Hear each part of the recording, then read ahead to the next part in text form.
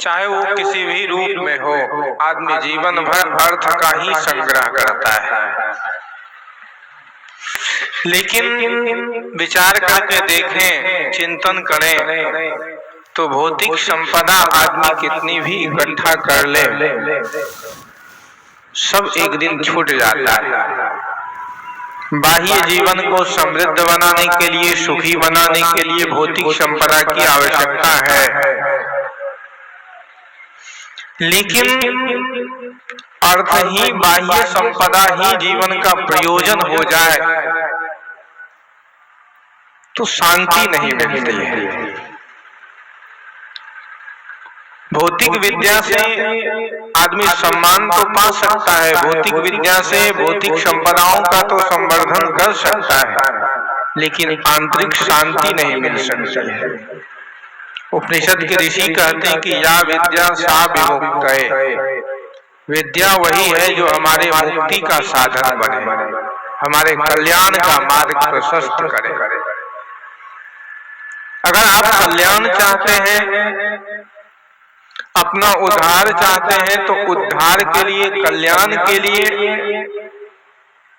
एक और संपदा है जिसको जीवन में आदमी को जोड़ना चाहिए, जिसके बिना आदमी का जीवन कुछ भी नहीं है।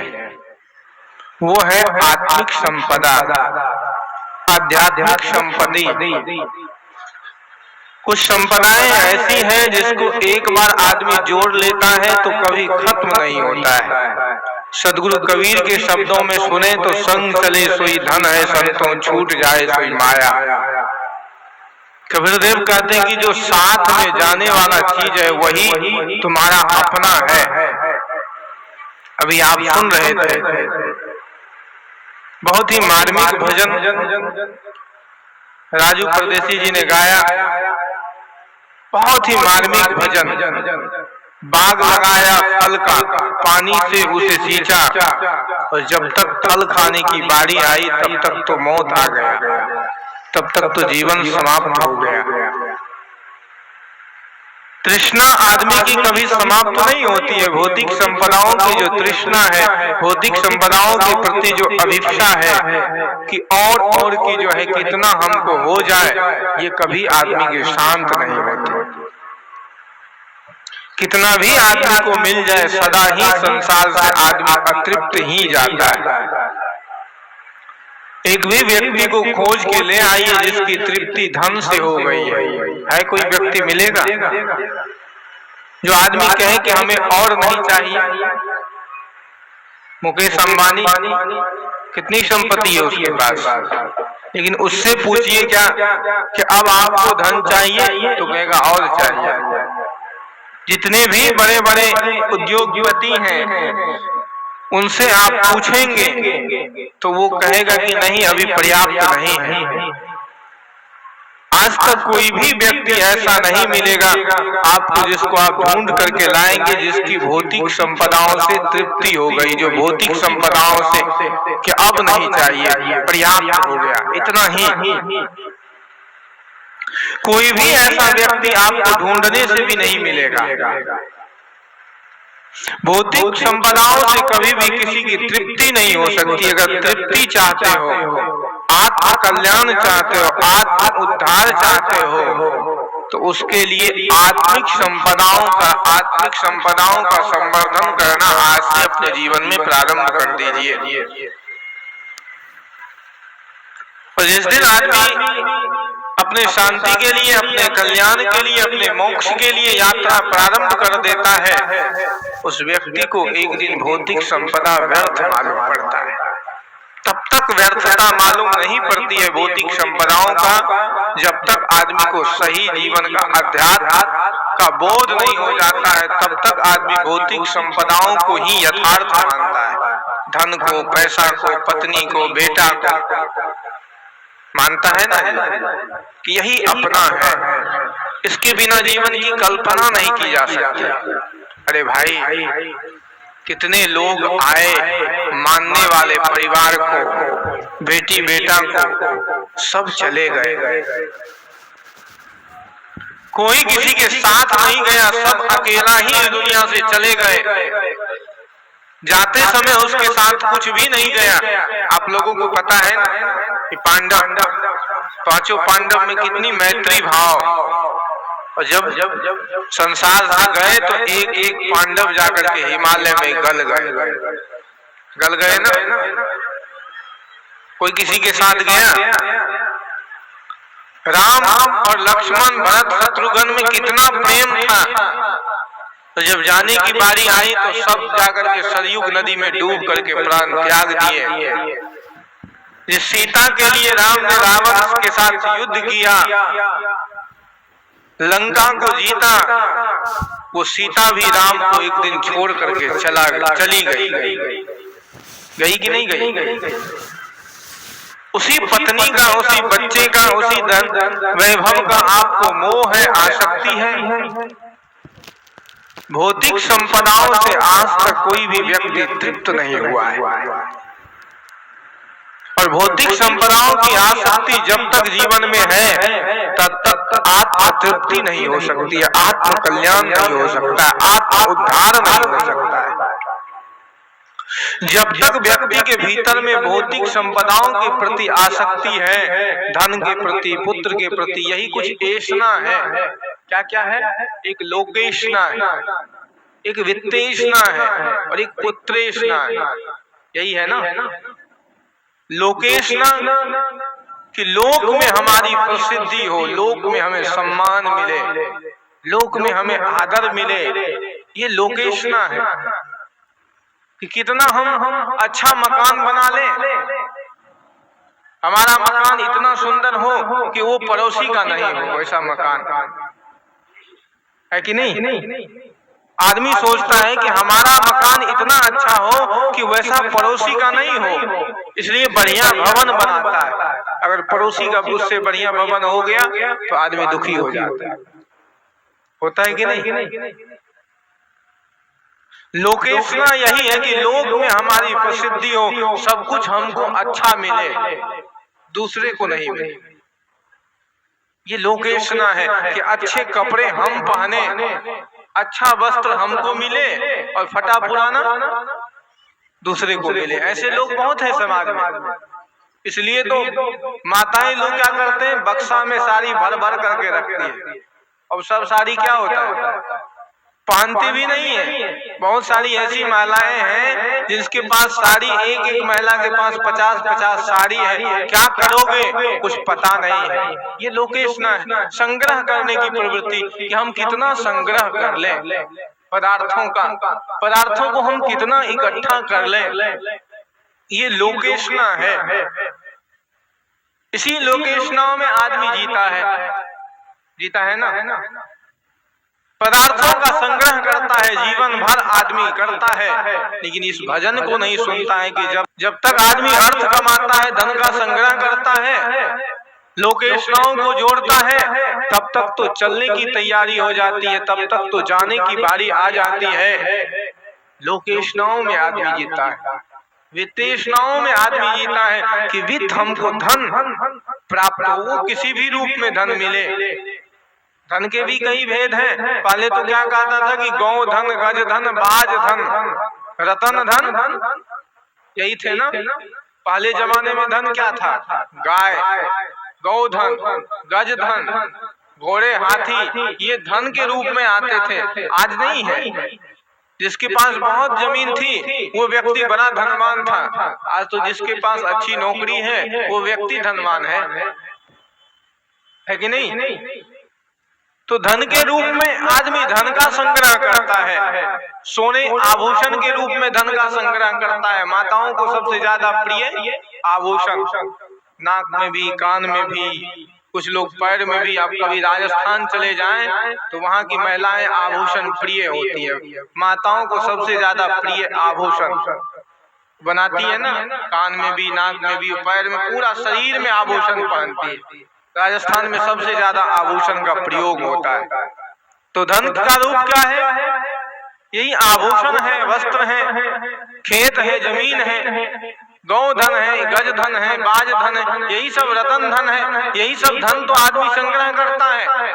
धन की ऐशना आदमी के जीवन में है, पुत्र की ऐश, उससे सबसे ज्यादा ऐशना पुत्र की है। लोकेशना, वित्तेशना और सबसे ज्यादा खतरनाक ऐशना पुत्र की है। पुत्र का मोह बड़ा होता है आदमी।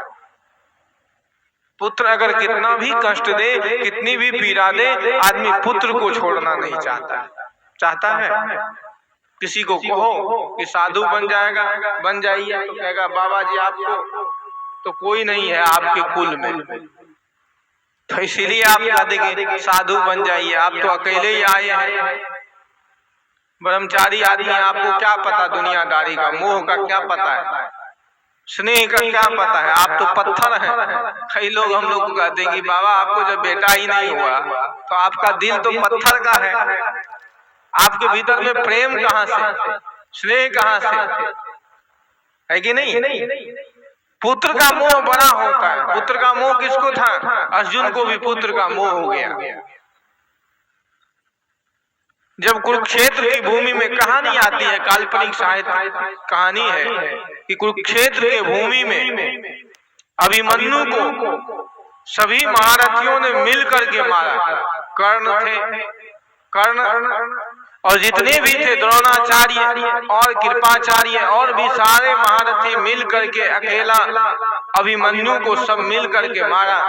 और जब अभिमन्यु की मृत्यु हो गई तो अर्जुन को मोह हो गया पुत्र से। पुत्र का शौक बड़ा शौक होता है। बहुत लोग तो वृद्ध अवस्था में भी सोचते हैं कि अभी तक बेटा नहीं हुआ है, वृद्ध अवस्था में भी चक्कर काटते रहते कहीं से बेटा हो जाए, चाहते हैं ना जी। बहुत लोगों को ये लालसा है कि किसी तरह से बेटा हो जाए। जिसको बेटा है उससे जाकर के पूछो बेटे वाले की क्या स्थिति है, बेटे वाले से जाके पूछो कि बेटे वाले की स्थिति क्या है, कितना रो रहे हैं। अर्जुन को भी मोह हो गया पुत्र से। भगवान कृष्ण के सामने रो रहे हैं बिलख बिलख करके कि मेरा बेटा चला गया, अब मैं किसके सहारे जीऊंगा, उसके बिना मेरा दुनिया में है कौन।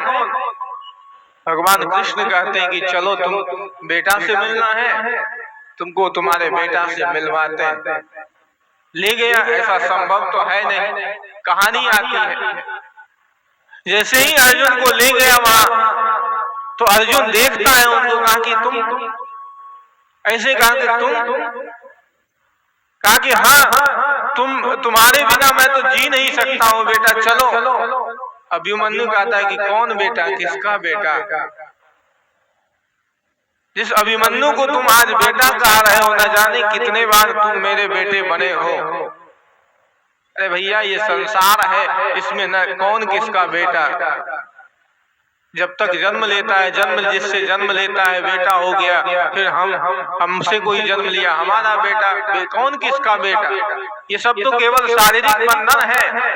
तुम भी हजारों बार मेरे बेटे होकर के जन्म लिए हो, हमें तो कभी ऐसा कोई मोह नहीं है। अर्जुन का मोह टूट गया।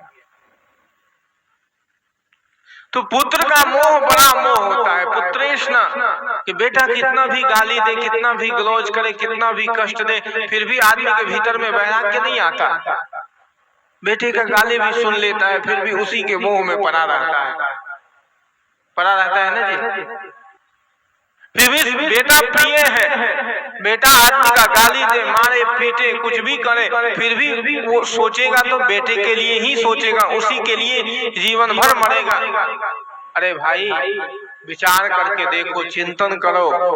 इन येष्णाओं से ऊपर उठ करके अगर आत्म कल्याण चाहते हो, आत्म तृप्ति चाहते हो, तो आध्यात्म की यात्रा प्रारंभ करो। अपने कल्याण के लिए, अपने मोक्ष के लिए यात्रा प्रारंभ कर दो आज से। अगर कल्याण चाहते हो तो भौतिक संपदाओं को छोड़ करके एक आध्यात्मिक संपदा है, उसके तरफ जो व्यक्ति जितना जाता है, उस व्यक्ति के जीवन का उद्धार उतना हो जाता है। भगवान कृष्ण गीता में कहा कि उद्धरेत आत्मना आत्मानम न आत्मानम अवसादयेत, उद्धरेत आत्मना आत्मानम न आत्मानम अवसादयेत। उद्धरेत, अपने आप का उद्धार हम स्वयं करें, अपना कल्याण हम स्वयं करें, अपने जीवन में बंधन का बीज नहीं बोए। आदमी तो जीवन भर बंधन ही तो काटता है, क्या करता है?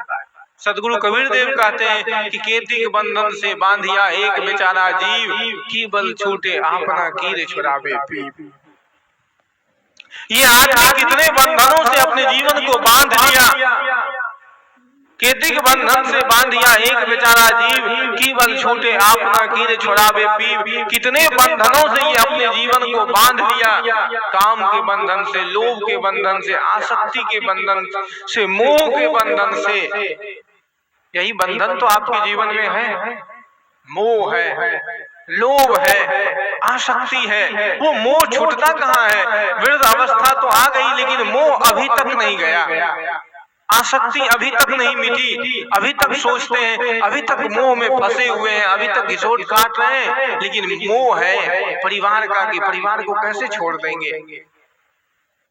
होता है ना आदमी को, बाल सफेद हो गए, शरीर काम करना छोड़ दिया, लाठी लेकर के पृथ्वी पर चल रहे हैं, ठगनी ले लेकर के चल रहे हैं, और फिर भी अपने परिवार का मोह है, अपने परिजनों का मोह है कि इसको कैसे छोड़ दें। अरे भैया, नहीं चाहते हुए भी निकलना पड़ेगा, काया कुटी खाली करना पड़ेगा। मौत जब तुमको आवाज देगी तो नहीं चाहते हुए भी घर से निकलना पड़ेगा, नहीं चाहते हुए भी संसार को छोड़ना पड़ेगा। फिर किस चीज का मोह है, किस चीज की आसक्ति है, किस चीज का लोभ है भीतर में। धन संपत्ति का न जाने कितने लोग खाली करके चले गए, और हम भी एक दिन खाली करके चले जाएंगे। ये भाड़े का क्वार्टर है, जैसे कोई किरायादार किसी रूम में रहता है और कुछ दिन के बाद जब उसकी अवधि पूरी हो जाती है तो किरायादार को वो रूम खाली करना पड़ता है। जीवन का भी कुछ ऐसा ही चक्र है, और जब किराया समाप्त हो जाएगा तो खाली करना पड़ेगा। और किराया कब समाप्त होता है ये आदमी को भी पता नहीं होता है कि मृत्यु कब आ जाए, मौत कब आ जाए, कब चलना पड़े, ये किसी को पता नहीं है। इसलिए विचार करें, संसार से कैसा मोह, प्राणी पदार्थों से कैसा मोह, कैसी आसक्ति। अपने अगर बंधन को काटना चाहते हैं तो आज से ही अपने जीवन में विचार करना प्रारंभ कर दीजिए, चिंतन करिए कि बंधन कैसे कटेगा, बंधन काटने के सूत्र क्या है, जीवन में मुक्ति का मार्ग कैसे प्रशस्त होगा, मोक्ष का, कल्याण का मार्ग कैसे प्रशस्त होगा। उसके लिए आपने कभी उपाय किया, उसके लिए कभी आपने सोचा, उसके लिए कभी आपने चिंतन किया। ये समय है उसी को सोचने के लिए, उसी को विचार करने के लिए, उसी का चिंतन करने के लिए। आत्म कल्याण का मार्ग क्या है, आत्म तृप्ति का मार्ग क्या है, उसका मार्ग है सदगुरु कबीर देव कहते कि बंदे कर ले आप निवेरा, आप जियत लखो जियत ठौर करो, मुए कहाँ घर तेरा, यह अवसर नहीं चेतों प्राणी अंत कठिन काल का घेरा। ए बंदे अपने आप का निवेरा कर लो, बंदे कर ले आप निवेरा, आप जियत लखो जियत ठौर करो, मुए कहाँ घर तेरा। कबीर देव कहते कि ये बंदी अपने आप का निवेरा कर लो, अपने आप को जान लो, अपने आप को पहचान लो। बंदे कर ले आप निवेरा, आप जियत लखो जियत ठौर करो, मुए कहाँ घर तेरा। मरने के बाद सोचोगे कल्याण होगी, मुक्ति होगी, कोई रास्ता नहीं। मरने के बाद कल्याण होगा ऐसा कोई रास्ता नहीं, ऐसा कोई मार्ग नहीं। अगर मुक्ति चाहते हो, मोक्ष चाहते हो, कल्याण चाहते हो तो जीते जी अपना उद्धार कर लेना, अपना कल्याण कर लेना। जीते जी आपके भीतर में जो काम के विकार हैं, गीता कहती है कि शक्नोति यह एव यह सोढ़ुम प्राक शरीर विमोक्षणात् काम क्रोध भवम वेगम संयुक्तः स सुखी नरः। जो व्यक्ति जीते जी काम क्रोध लोभ मोह अहंकार के वेग को मार लेता है, वो व्यक्ति अपना कल्याण कर लेता है, अपना उद्धार कर लेता है। जीते जी काम के वेग को मारना है, क्रोध के वेग को मारना है, अहंकार के वेग को मारना है। यही कुछ वेग तो आदमी के जीवन में है। विचार करके देखिए तो कभी आपके भीतर में काम का वेग आता है ना। बहुत सारे आदमी के भीतर में काम के विकार आते हैं। काम का अर्थ केवल स्त्री पुरुष का संसर्ग ही नहीं है। काम काम का अर्थ है इच्छा। कुछ न कुछ इच्छाएं, नई नई इच्छाएं आदमी के जीवन में जन्मती रहती है, और जब तक इच्छा है तब तक बंधन है। इन्हीं इच्छाओं में तो आदमी जीवन जीता है। उन इच्छाओं को नियंत्रित करना है, उन इच्छाओं का संयमन करना है, उन इच्छाओं को पहचानना है, विचार करना है कि आज तक कोई भी व्यक्ति किसी की इच्छा की तृप्ति नहीं हुई है। एक चीज पूर्ण मिल जाता है, फिर दूसरी चीज की इच्छा हो जाती है, दूसरी मिलती है, तीसरी चीज की इच्छा हो जाती है। आप लोग तो सुने होंगे ययाति की कथा, आता है ना जी, कि ऐसा कहा जाता है कि ययाति ने अपने 4 बेटे से उसकी आयु मांगी कि अभी हमको भोग और भोगना है। कई लोग तो कहते कि अभी तो हम जवान ही, अभी तो संसार में 60 साल में भी कई लोग विवाह करते हैं। 60 साल में विवाह करते हुए देखें, 60 साल में, 70 साल की अवस्था में लोग विवाह करते, क्योंकि विदेश में सबसे ज्यादा कामुकता है। विदेश में 80 साल के लोग शादी कर लेते हैं, क्योंकि काम की इच्छा अभी बाकी है, अभी और भोगना चाहता है।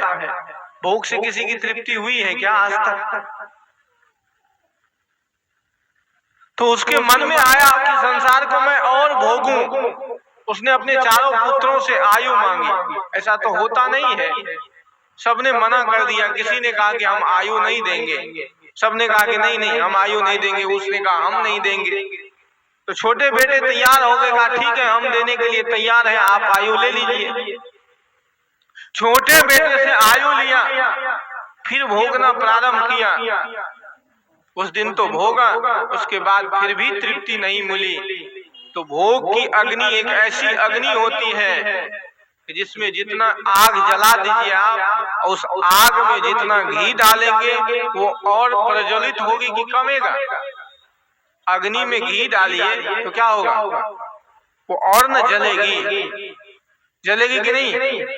काम का विकार ही ऐसा है, जितना कामनाओं को भोगोगे उतना काम के विकार आपके भीतर में और आएगा, और भीतर में और विकार बढ़ते जाएंगे। ययाति ने कहा कि इतना तुम्हारे आयु लेकर के भोगने के बाद भी हमारी तृप्ति नहीं हुई, इसलिए मैं ये आयु तुमको लौटाता हूँ। मैं जाता हूँ साधना करने के लिए। काम के विकार का अगर नियंत्रण करना है तो उसके लिए एक ही रास्ता है, और वो रास्ता है साधना। शांति के लिए केवल साधना चाहिए। अगर शांति चाहते हो, मोक्ष चाहते हो, तो उसके लिए केवल साधना चाहिए, और कुछ भी चाहना नहीं चाहिए। परम आराध्य परम पूज्य सदगुरु आचार्य श्री धर्मस्वरूप साहब जी कहते हैं कि शांति चाहते हो तो उसके लिए केवल साधना चाहिए। तो गीता कहती है कि शक्नोति इह एव, जो व्यक्ति अपने भीतर के काम, क्रोध, लोभ, मोह, अहंकार के वेग को मार लेता है, स एव सुखी नरः, वही व्यक्ति सुखी हो जाता है, वही व्यक्ति मुक्त हो जाता है, वही व्यक्ति निर्वाण में स्थापित हो जाता है। उस व्यक्ति का कल्याण हो जाता है, उद्धार हो जाता है। सदगुरु कबीर देव कहते कि बंदे कर ले आप निवेरा, आप जियत लखो जियत और करो मुए कहाँ घर तेरा। यह अवसर नहीं चेतो प्राणी अंत कठिन काल का घेरा। ए बंदे अपने आप का निवेरा कर लो, अपने आप का कल्याण कर लो, अपने आप का उद्धार कर लो, क्योंकि मानव जीवन पा करके अगर तुमने उद्धार नहीं किया, कल्याण नहीं किया, तो रोने के अलावा और कोई रास्ता तुम्हारे जीवन में नहीं है। मानव जीवन पा करके अगर कोई व्यक्ति संसारिक विषयों में मन देता है, संसारिक विषयों में मन लगाता है, तो उससे बड़ा कृतज्ञ इस दुनिया में कोई नहीं है। मानव जीवन तो आत्म कल्याण के लिए मिला है, आत्म उद्धार के लिए मिला है, और आत्म उद्धार, आत्म कल्याण स्वयं पर जब तक नियंत्रण नहीं करेंगे। साधना का अर्थ होता है आत्मिक संपदा जिस व्यक्ति के जीवन में आ जाती है, उस व्यक्ति का जीवन कैसा होता है। कभी आपने विचार किया, कभी आपने ये सोचा कि एक साधक का जीवन कैसा होता है। एक भौतिक संपदाओं में फंसे हुए व्यक्ति का जीवन रात दिन अवसाद में जीता है, दुख में जीता है, पीड़ा में जीता है। बड़े बड़े संपदाशील व्यक्ति, बहुत जिसके पास अपार संपदा है, पैसे की कोई कमी नहीं है, ऐसे व्यक्ति आप देखेंगे कि दुखी है, पीड़ित है कि नहीं। बड़े बड़े पैसा वाला व्यक्ति फांसी लगा लेता है, लगाता है, उसको क्या चीज की कमी है जो फांसी लगा लेता है। बहुत पैसा है, अपार संपत्ति है, कोई कमी नहीं है धन का, वैभव का, लेकिन बहुत ऐसे लोग आते हैं, कहते हैं कि बाबा जी क्या करेंगे, जिंदगी नरक हो गया, जिंदगी जीना नहीं चाहते, जिंदगी हमारी नरक होती जा रही है। उनसे पूछो क्या कमी है भैया आपके पास। सुख के तो सारे साधन आपने इकट्ठा कर लिया, घर में नल लगा लिए, घर में आपको भोजन मिलता है, धुले हुए वस्त्र आपको मिल जाते हैं, मिलता है कि नहीं। आप लोग तो मेहनत करते हैं, कपड़ा अपने से धोना पड़ता है, भोजन भी मजदूर है, बाहर में रहता है तो स्वयं बना करके खाता है। कितनी परेशानी है, कितना परेशानी से जीवन जीता है एक मजदूर क्लास का आदमी। लेकिन जिसके पास वैभव है उसके पास क्या कमी है, वो जो चाहेगा वो खरीद सकता है, जैसा चाहेगा वैसा जी सकता है, लेकिन फिर भी रो रहा है। क्यों? क्योंकि भौतिक संपदाओं का संग्रह करके कोई भी व्यक्ति सुखी नहीं हो सकता है। सुखी का साधन, आत्म कल्याण का साधन, तो साधक का लक्षण क्या है? जो साधना के पथ पर चलते हैं वो हमेशा तृप्ति, उसके पास जो भी होता है उतना में ही तृप्त होता है। कभी फकीर को देखे, फकीर को उसके पास कुछ नहीं होते हुए भी मस्ती में गाता है, गीत गाता है कि नहीं हमारे पास पर्याप्त है, अब कुछ नहीं चाहिए। लेकिन जिसके पास सब कुछ है वो आदमी चाहता है कि कितना और हो जाए। फकीर के पास मस्ती है, आनंद है, साधना है, साधक के जीवन में आनंद होता है, मस्ती होती है। और जिसके पास साधना नहीं है उसके पास भौतिक संपदाओं का अंबार तो होता है, लेकिन फिर भी उसके जीवन में दुख, अवसाद, पीड़ा, संताप, रोग, ऐसा ही आलस्य, कोई ऊर्जा उसके जीवन में नहीं है, वो आलस्य में जीवन जीता है, रोग में जीवन जीता है, दुखी जीवन जीता है, पीड़ित जीवन जीता है। बड़े बड़े संपत्ति वालों को हमने देखा है कि रोते हुए जीवन जीता है। संपत्ति तो है लेकिन रो रहे हैं। क्यों रो रहे हो भाई? शांति नहीं है। शांति के लिए तो एक ही मार्ग है, साधना। साधना में जीवन जिस दिन प्रारंभ कर देंगे उस दिन आपके जीवन में शांति आ जाएगी। साधना के कुछ सूत्र मैं अभी आपको बता देता हूँ, फिर दूसरे सत्र में भी कुछ विचार होंगे।